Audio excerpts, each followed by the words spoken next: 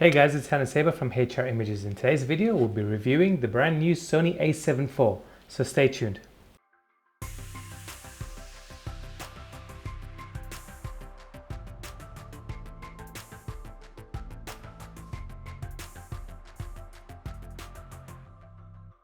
Sony has finally released the long-awaited a7 IV body. While the R4, the R series and the S series plus the A9, the A1 have been released, everyone has been anticipatedly waiting for the a7 IV. So now that Sony has finally released it, let's see what this guy have now, the features that this guy has, comparing it to the predecessor. I've got the Sony a7 IV for the last week, borrowed it from Sony Australia to be able to do a review on it. My review, I'm actually basing it more on a real world experience. I will be showing some behind the scenes footage of a photo shoot I did using this, as well as the new Sony 7200 f2.8 GM Mark II. Now the 7200 GM Mark II, I'm going to do a separate review on that. So do subscribe to the channel if you want to get notified once that is released. Now, comparing it to the R4 and the S3, the Sony a7 IV body is actually a lot lighter comparing it to the R series and the S series. Even though they feel the same in the grip, it's just a lighter body. What I did like about the 7 IV is that implemented the flip screen as the S3. Now, some people don't like the flip screen, but personally I do like it, especially if you're coming from a vlogging perspective or even shooting weddings or any sort of kind of scenario. I've gotten so used to the flip screen that I actually prefer it over the R4. Now, I love the R4, I love the screen on it, don't get me wrong. Just that what I like about this is when I'm shooting in portrait mode, I can be able to shoot portrait mode and be able to have the screen flipped out to be able to view it easily. Whereas the R4, I can't have that because then you sort of, the screen doesn't completely flip out, giving you that portrait perspective. So you intend to look into the viewfinder, but this way I can still shoot portrait mode, getting very low and looking at the screen to be able to see, instead of, you know, breaking your back looking through the viewfinder or twisting your head trying to see the image. So the a7 IV has different sort of functions compared to the S3 and the R4. It's gone in the same line as the A1 and the A9, whereas you got the normal dial on the top here. You can see normal dial, so you change it to manual or aperture, you know, video, etc., etc. Then they've added that extra mode. Under it, it says got the video and photo, so you can actually switch that to video mode or photo mode. Whereas it's got that sort of function, so it's just quicker and easier to be able to switch through modes. And you've got now the exposure dial, where it has no numbers or anything like the a7R4. You can see how it's got the exposure dials. They've actually removed it on the a7 IV camera. Reason being is that, like me, I shoot in manual mode. The a7, I don't intend to use the exposure compensation dial, being shooting in full manual.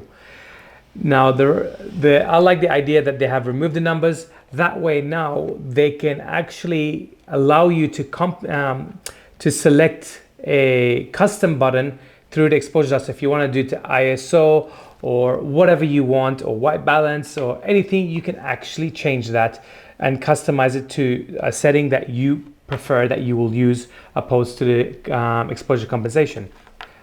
Another good thing with this now, they've actually, with the a7 IV, they've actually separated photo and video mode settings. So when you actually go into video settings, you actually can customize your FN function to video, and you've also got photo. So then you can actually change.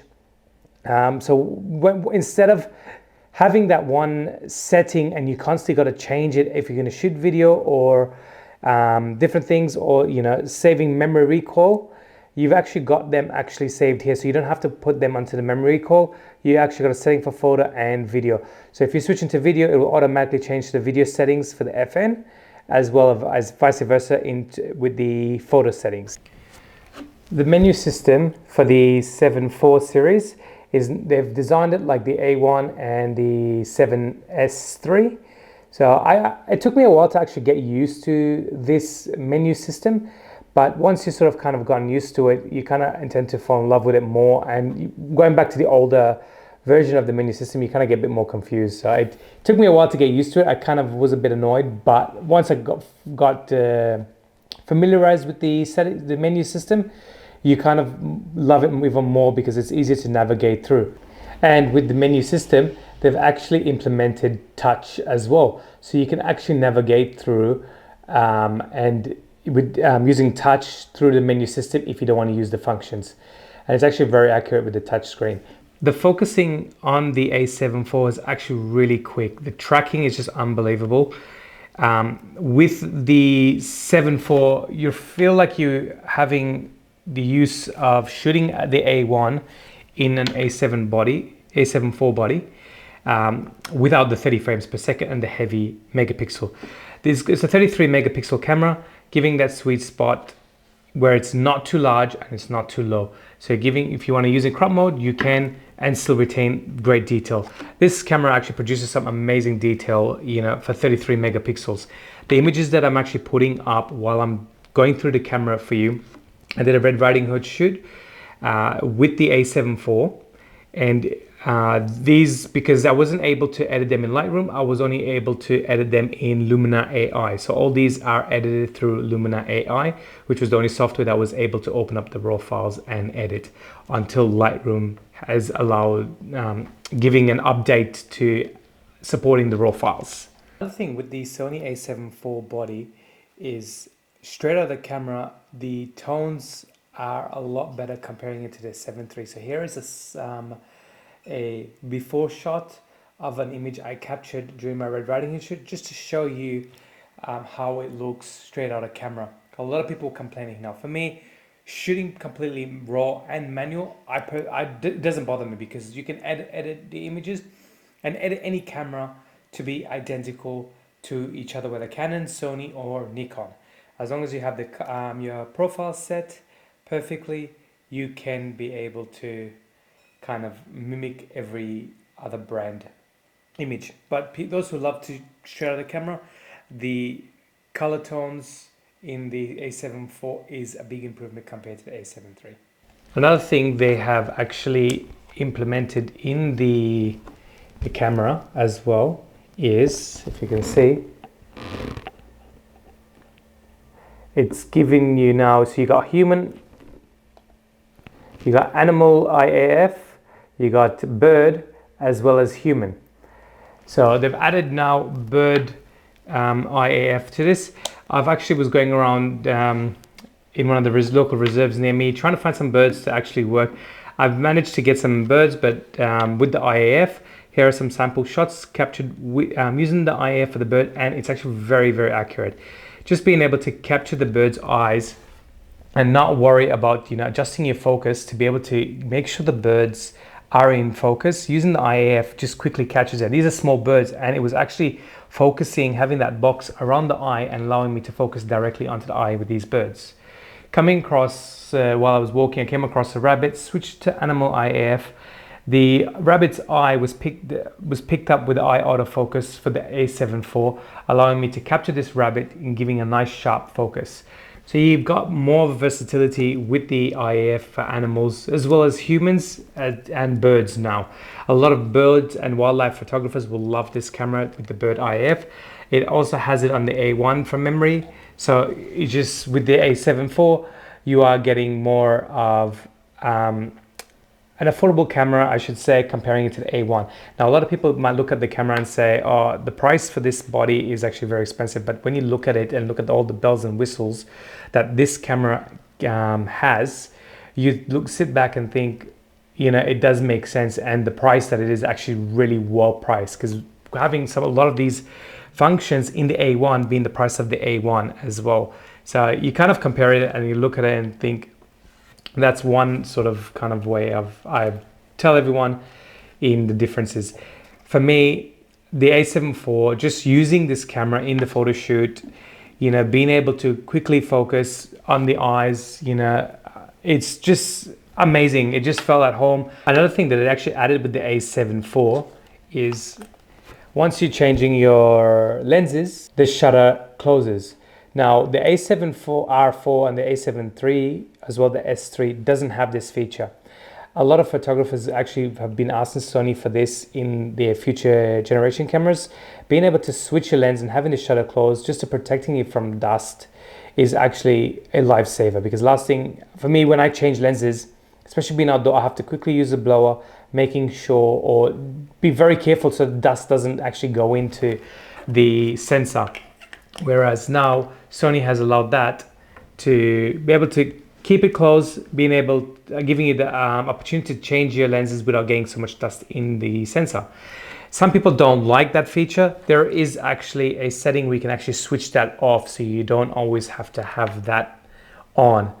So it just comes to preference. For me, I do love it and I will be using it, changing, especially during weddings. You know, you're constantly changing lenses. For me, I shoot primes at weddings, so I don't intend to stick to one focal length. I will change over different sort of lenses depending on location and what I'm shooting. Another good thing with the a7 IV, what they've done is, if you can see in this video how you got the eye autofocus as well for video, so it actually picks it up, so when you're kind of moving it actually keeps track of your eyes, which is another good thing. So it's just kind of giving you more of a chance to be able to win, especially great for vloggers, making sure that the eye is in focus. You actually got tracking as video tracking, so if you keep the tracking on in subject, in and out the screen, it will actually stick on. So with the video sort of side of it, if I will have a link below, but a good friend of mine, Joe, who we both tested this camera for both video and stills, she's doing a separate review dedicated just for video. So do check her video out, which I'll have in the description below or on the top somewhere that you can click on. A lot of people have been asking me, is the a7 IV worth the upgrade? For me, I would say yes, it is. Just being able to be a perfect hybrid camera and being able to do for video as well as stills. Now, there is no record limit on this, so you can actually be recording hours until the memory card's full or battery is dead. For stills, being a 33 megapixel camera, perfect for wedding photographers, events, or just your everyday shooting, especially comparing it to the price of the R4 and the S3.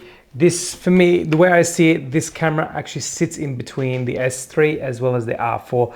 In terms of low light, I haven't done a full test, but I've done some tests, and I might be able to post a photo just to give you an example. But I've actually shot this at 20,000 ISO, and it actually comes out pretty clean. Now, it is, for me personally, I still find the S3 still better in low light, but it's just more of a personal preference in saying that I haven't been able to fully test the low light capability of the a7 IV, but it is a big improvement compared to the a7 III. I hope you guys enjoyed this quick short review on the a7 IV and my thoughts about it and what's new with this camera. If you did, please like, share and subscribe to the channel. Until then guys, we'll catch you later and see you soon. See ya.